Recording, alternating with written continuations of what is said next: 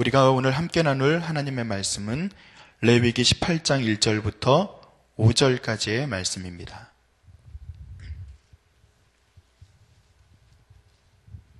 레위기 18장 1절부터 5절까지의 말씀입니다. 우리 같은 목소리로 함께 봉독하겠습니다. 여호와께서 모세에게 말씀하여 이르시되 너는 이스라엘 자손에게 말하여 이르라. 나는 여호와 너희의 하나님이니라. 너희는 너희가 거주하던 애굽 땅의 풍속을 따르지 말며 내가 너희를 인도할 가나안 땅의 풍속과 규례도 행하지 말고 너희는 내 법도를 따르며 내 규례를 지켜 그대로 행하라. 나는 너희의 하나님 여호와이니라. 너희는 내 규례와 법도를 지키라. 사람이 이를 행하면 그로 말미암아 살리라. 나는 여호와이니라. 아멘. 우리가 레위기 말씀을 이제 쭉 보고 있는데 레위기 말씀 가운데서 오늘 이제 주신 말씀이 너는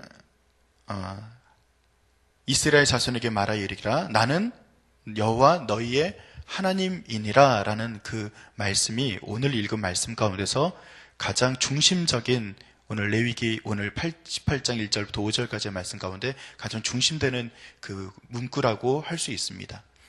나는 너희의 하나님이다. 나는 여호와 너희의 하나님이다 라는 그 말씀이 제가 어제 같이 이렇게 말씀을 준비하면서 쭉 찾아보니까 성결에 대한 우리가 거룩하게 하나님 앞에 서야 되는 그런 명령을 할 때 이 나는 너희의 하나님이다 라는 것을 굳이 하나님이 콕 집어서 이야기하는 그 몇 구절이 있습니다. 그게 50구절 정도가 나는 너희의 하나님이다 라는 그런 단어를 썼다라고 이야기를 하더라고요.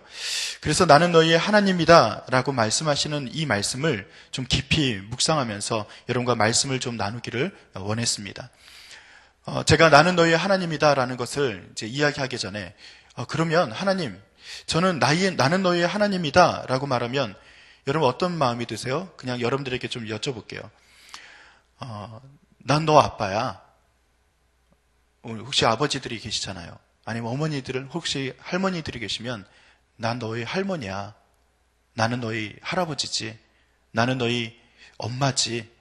혹시 그렇게 이야기할 때는 어떤 의미가 들어있어요? 좋은 것을 주기 위해서 그런 이야기 하지 않겠어요? 때로는 그런 의미도 있겠죠. 야, 어디 감히 난 네 아빠인데 권위를 세우기 위해서 말할 때도 있지 않겠어요?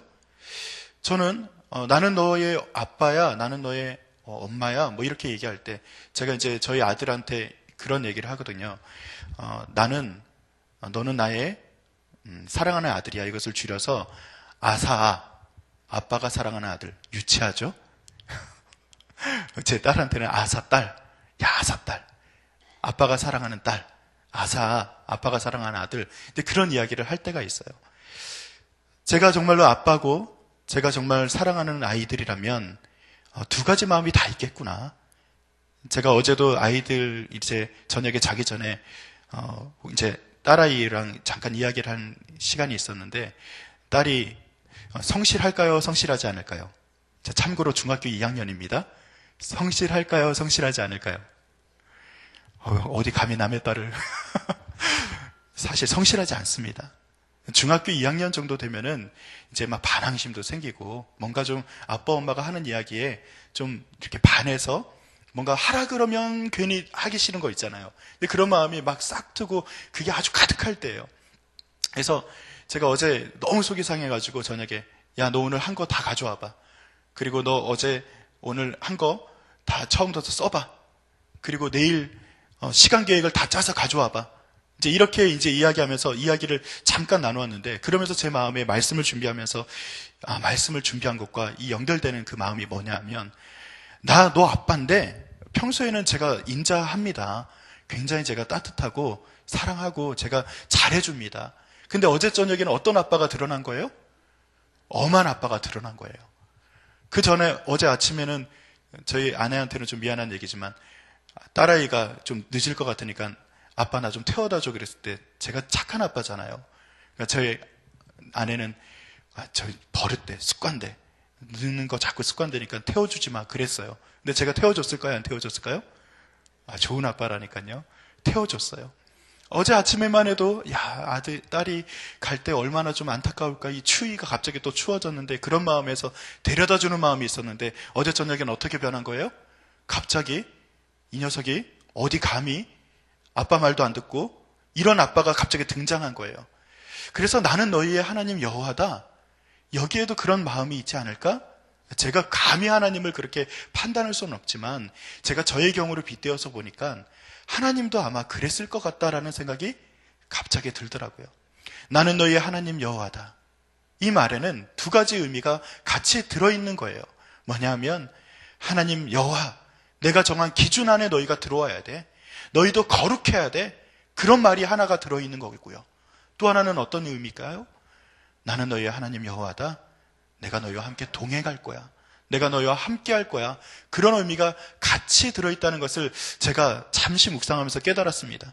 사랑하는 성도 여러분, 오늘 하나님께서 나는 너희의 하나님 여호와다라고 선포하실 때 그 두 가지 의미가 여러분들에게 복된 의미가 되시기를 간절히 축원드립니다. 그 하나님과 동행하면서 그렇지, 나를 사랑하시는 하나님이지, 그 마음, 또 한편으로는 그렇지, 내가 이 세상에서 잘못하면 어그러지고 넘어질까, 하나님께서 나에게 기준을 제시하는 하나님이지, 그 마음이 동시에 있어야 된다는 것이죠. 그런데요, 저는 또 한편으로는 하나님께 또 이렇게 한번 여쭤보고 싶은 마음이 있었어요. 3절에 보니까, 3절을 여러분 다시 한번 보실래요? 3절 말씀 다 같이 읽습니다. 시작. 너희는 너희가 거주하던 애굽 땅의 풍속을 따르지 말며 내가 너희를 인도할 가나안 땅의 풍속과 규례도 행하지 말고.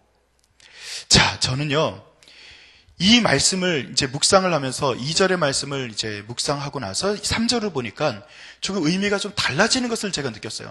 제가 3절을 왜 제가 여러분들에게 다시 읽게 했냐면은, 하나님이요, 이스라엘 백성이 어디서 종살이를 했습니까? 430년 동안 애굽 땅에서 종살이를 한 거예요. 자, 종살이 할 때는요, 속 편합니다. 여러분, 누구 말을 들어야 되죠? 종살이 할 때는? 주인 말을 들어야 돼요. 그러면 종살이 할 때는요, 내가 혹 잘못하는 일이 있어요. 어떤 내가 스스로 잘못하는 것도 있지만 주인이 부당하게 자기에게 하게 해서 어떤 잘못된 일을 행할 때가 있지 않습니까? 그럴 때는요, 누구 탓을 할 수 있냐면은 남 탓할 수 있어요. 주인 탓할 수 있는 거예요. 그래서 그놈의 주인이 아주 악독 업주여서 아주 악해서 그래서 그 사람이 날 시켜서 이렇게 하는 거지. 이제 그렇게 할 수 있단 말이에요. 자, 이제 거기서 벗어났단 말이에요. 벗어났으면 하나님이 이왕이면 하나님이시면 하나님이 이왕이면 좋은 땅 들어가게 하셔야지. 가나안 땅, 젖과 꿀이 흐르는 땅, 그렇게 믿고 갔네요? 맞죠? 젖과 꿀만 흐릅니까? 아니요. 여러분들이 젖과 꿀이 흐르는 땅 거기에 속으셨다면 여러분들이 하나님이 원하시는 의도를 잘못 파악하신 거예요. 여러분, 가나안 땅에 들어갈 때 그 가나안 땅은 어떤 땅입니까? 죄악이 가득한 땅이에요. 그냥 거기가 무슨 광야가 많고 비가 와야지만 먹을 수 있고 좀 척박한 땅도 있다. 뭐 꿀도 있고 젖도 있어요. 사실 그것도 맞는 얘기지만 제가 지형적으로 아니면 기후적으로 그곳이 뭐 척박하다 아니다 이런 쪽에 좀 포커스를 맞추고 봐도 가나안 땅은 별로 매력적인 땅이 아니에요. 그런데 오늘 쭉 주어지는 법을 여러분들이 오늘 5절 이후 6절부터 읽은 말씀을 보면 그 땅의 어떤 상황을 갖다가 조금 엿볼 수 있는 상황이 나오거든요. 그 땅이 어떤 땅이에요? 도덕적이고 성결하고 착한 사람들이 많고 그런 땅입니까? 제가 말이 꼬이네요. 그런 땅입니까? 아니요. 가나안 땅은요, 어떻게 보면은 상상도 할 수 없는 뭐 짐승과 남자와 남자가 근친이 이런 것, 여러분들이 내일부터 읽은 말씀을 보면 이런 땅에서 하나님이 굳이 만약에 제가 제 아들과 제 딸을 정말 사랑하는 아들과 딸을 갖다가 데리고 어디론가 간다면 아빠 된 심정에서도 어떤 마음이 있겠어요? 좋은 땅 들어가게 해야 되겠다 이런 마음이 있잖아요. 그런데 하나님이 그렇게 하지 않으셨어요. 왜일까? 하나님이 왜 하지 않으셨다고 생각해요? 하나님이 못돼서? 제가 질문하고서 지금 텀을 두는 이유가 대답하세요. 속으로. 하나님이 도대체 왜 그랬을까? 이왕이면 좋은 땅, 에덴 동산 같은데 딱 만들어 놓고 거기 그대로 이스라엘 민족을 이렇게 떠가지고 거기 애굽 땅에 딱 두면, 이 에덴 동산 같은 곳에 딱 두면 좋을 텐데 하나님이 인도해서 들어가게 한 곳이 오히려 유혹이 가득한 곳이라면 굳이 하나님이 이동시킬 이유가 있을까? 그냥 애굽 땅에 살게 하는 것도 의미가 있는데. 여러분, 그냥 이렇게 한번 생각해 보시면 어떨까요? 저는 그래서 이 3절을 읽을 때는요, 그때까지는 애굽이 먼저 눈에 들어왔고요, 가나안 땅이 먼저 눈에 들어왔어요. 아, 애굽에서 인도해서 가나안으로 가게 한 거지? 라는 생각을 했어요. 그런데 하나님의 포커스를 맞추고 보니까 조금 다른 단어가 저에게 들어온다는 것을 제가 느꼈습니다. 뭐냐면, 자, 보세요. 너희는 너희가 거주하던 애굽 땅의 풍속을, 그 다음에 단어가 뭐가 나오냐면 따르지라는 단어가 나와요. 이게 할라크라는 단어고요. 이 할라크라는 단어는 걸어가다라는 뜻이라고 합니다. 자, 그 전까지는 애굽에 좀 포커스가 있었는데 풍속을 따르지에 제가 들어왔어요. 그리고 그 다음에 나오는 단어가 뭐냐면 따르지 말며 내가 너희를, 그 다음에 나오는 단어가 뭐죠? 제 얼굴에 안 써 있어요. 성경에 써 있는데요.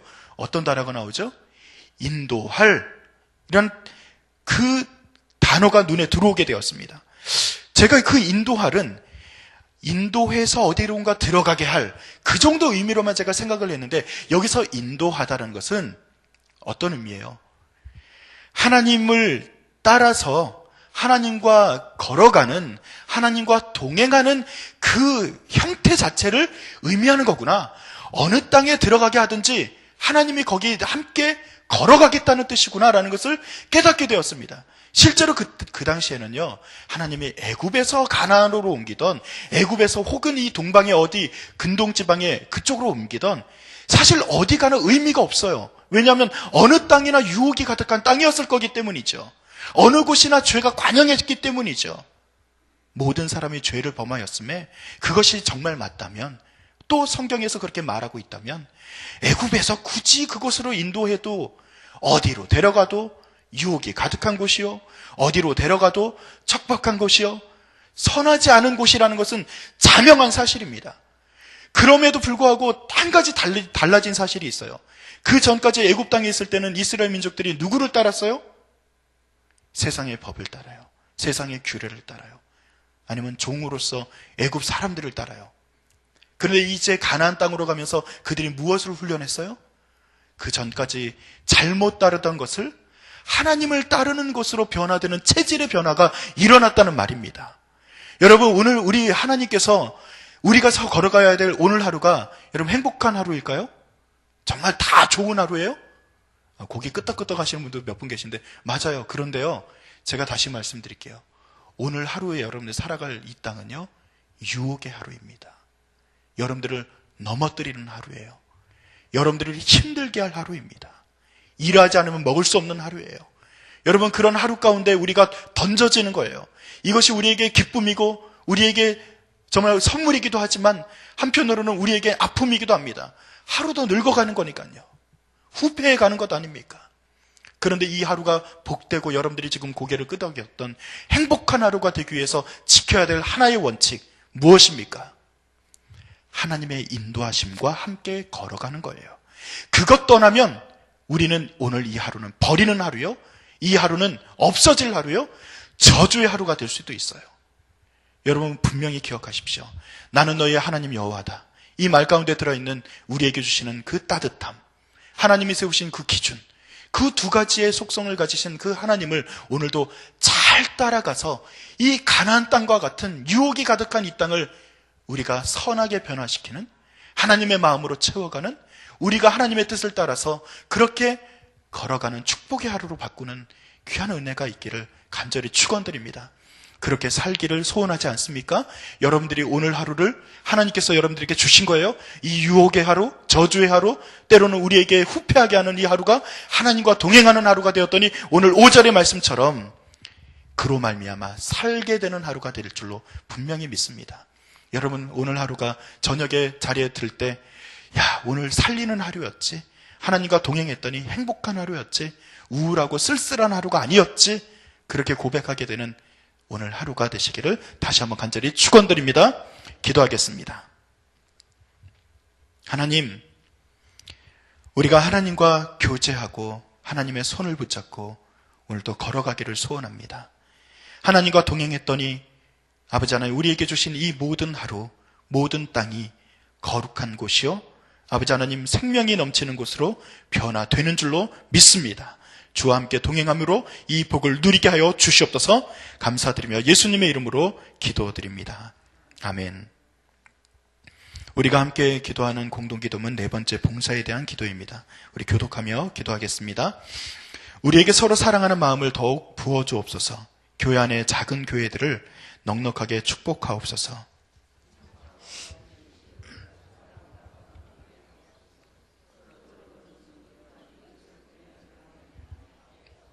사회의 약자를 끌어안는 신앙적 어머니 공동체, 소외된 계층을 돌아보는 사회적 희망의 공동체, 올바른 가치를 살아내는 정신적 공의의 공동체이게 하옵소서. 우리 교회가 여기에 있어 지역사회와 시대가 복되게 하옵소서. 아멘. 함께 주기도문 하시겠습니다. 하늘에 계신 우리 아버지, 아버지의 이름을 거룩하게 하시며 아버지의 나라가 오게 하시며 아버지의 뜻이 하늘에서와 같이 땅에서도 이루어지게 하소서. 오늘 우리에게 일용할 양식을 주시고 우리가 우리에게 잘못한 사람을 용서하여 준 것 같이 우리 죄를 용서하여 주시고 우리를 시험에 빠지지 않게 하시고 악에서 구하소서. 나라와 권능과 영광이 영원히 아버지의 것입니다. 아멘. 이 시간 다음과 같은 기도의 제목으로 함께 기도하기를 원합니다. 지금 들은 말씀이 내 삶으로 이어질 수 있도록 기도하시기 바랍니다. 성경의 일선 통독을 통해 말씀의 복을 누리게 하옵소서. 선교 지역에서 애쓰시는 선교사님들에게 힘을 주시고 특별히 평안의 복을 주시옵소서. 12월의 선물을 통해서 소외되고 외로운 이들을 위로하는 교회가 될 수 있도록 인도하시옵소서. 12월의 선물을 제가 잠깐 말씀드리면, 여러분들이 엘리베이터에 타면은 청년들이 붙여놓은 포스터가 있어요. 12월의 선물과 관련된 포스터고, 여러분들이 거기 보면 누구누구에게 전화를 하면은 5,000원 상당의 선물을 한 구자에 그렇다는 거예요. 그 선물을 할 수 있습니다라고 써있는데, 이 동참하는 방법을 잘 모르시는 분들이 있어서 설명을 드리면, 여러분들이 주일날 선물을 가져오셔서 앞에 강대상에 보면은 선물함이 있죠. 거기에 넣으면 그것을 청년들이 어려운 이웃들에게 전해주는 좀 메신저 역할을 합니다. 그렇기 때문에 12월의 선물을 계속 하고 있는 거거든요. 아시겠지만 한 번 더 부탁하는 마음에서 말씀드리는 거고요. 청년들을 좀 여러분 잘 도와주셔서 12월의 선물이 풍성할 수 있도록 좀 도와주시기 바랍니다. 그리고 계속해서 기도 제목 말씀드리면, 대림절을 맞이하여 평화의 왕으로 오신 예수 그리스도를 바라볼 수 있도록 하소서.